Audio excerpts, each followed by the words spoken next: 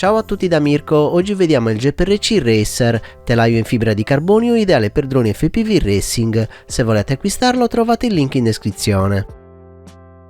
Vediamo subito cosa troviamo all'interno della confezione. Abbiamo tutte le componenti ben separate all'interno di queste bustine in plastica, un manuale di istruzioni, degli adesivi e le stampe in TPU. Per quanto riguarda la viteria ho apprezzato il fatto che le viti siano separate per misura e che ci sia l'etichetta sulla bustina, questo renderà la fase di build molto più semplice e veloce. A questo punto direi di aprire tutte le bustine e vedere il loro contenuto. Partiamo con i battery strap, GPRC ce ne offre due di buona fattura, uno da 250 mm e uno da 220 mm. Il battery strap da 250 mm va bene per l'IPO da 6 celle, mentre quello da 220 mm va bene per l'IPO da 4 celle. Passiamo ora a tutte le parti del frame. Abbiamo i 4 braccetti, la piastra superiore e quella inferiore in fibra di carbonio, più una piastra centrale di fissaggio in alluminio 70-75. I braccetti sono smussati con uno spessore di 5 mm, come possiamo notare il layout a 3 fori in modo da risparmiare un po' di peso.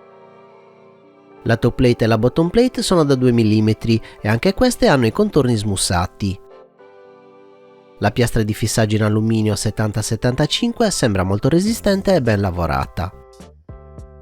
Passando alle stampe in TPU abbiamo quella per la videocamera FPV, per l'antenna della VTX e la pinna se dobbiamo usare il Turtle Mod. Le stampe sono ben realizzate e di buona qualità.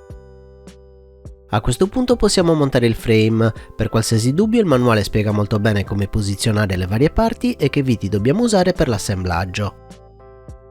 Iniziamo sistemando le 4 viti da 14 mm negli angoli della bottom plate.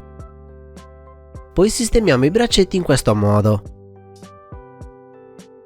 Quindi prendiamo la piastra centrale in alluminio e la posizioniamo in questo verso.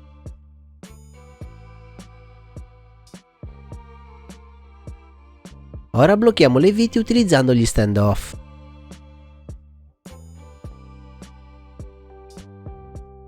Adesso vitiamo le due viti da 10 mm nella parte centrale della bottom plate.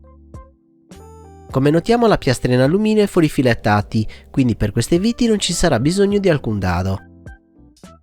Ora è venuto il momento di mettere le stampe in TPU, queste due piccole sporgenze rappresentano la parte posteriore, quindi sistemo la stampa per la videocamera FPV su questo lato. La stampa per l'antenna della VTX andrà posizionata sull'altro lato. Come vedete ho concluso la build posizionando la top plate e la pinna per il Turtle Mod.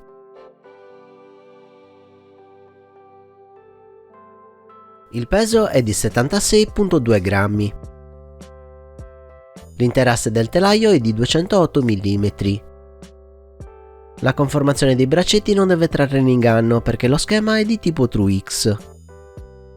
Il GPRC Racer si presenta come un frame FPV ben rifinito e molto curato nei dettagli, come ad esempio tutte le parti in carbonio smussate e la piastra centrale in alluminio 70-75. Le colonnine, anche se in alluminio 70-75, sono alte 24 mm. Per quanto riguarda gli stack, il frame è piuttosto versatile, in quanto possiamo usare quelli 30x30, 26x26 o 20x20 mm. Inoltre possiamo accedere direttamente alle viti dello stack perché la bottom plate ha questi fori. Questo significa che per la sostituzione dei braccetti non sarà necessario smontare lo stack, ma potremo sfilarli semplicemente svitando le due viti di fissaggio. Questa scanalatura nella piastra in alluminio è pensata per posizionare una ricevente al suo interno. Le dimensioni sono di 14x27 mm, più che sufficienti per farci stare una ricevente Express LRS di qualsiasi marca. Queste due piccole parti in carbonio invece servono per bloccare l'antenna della ricevente. Sebbene sia un telaio molto compatto non avremo problemi ad usare eliche da 5,1 pollici. Ed eccoci arrivate alle considerazioni finali e devo dire che questo GPRC Racer è un frame moderno e molto ricercato, che si adatta alle varie esigenze di piloti racing grazie a una buona gestione degli spazi sufficienti a farci stare anche una VTX HD0. Per oggi è tutto, se il video vi è piaciuto lasciate un like, iscrivetevi e attivate la campanella. Per supportare il canale vi ricordo di acquistare sempre attraverso il link in descrizione o diventando miei patrons cliccando il link a fine video.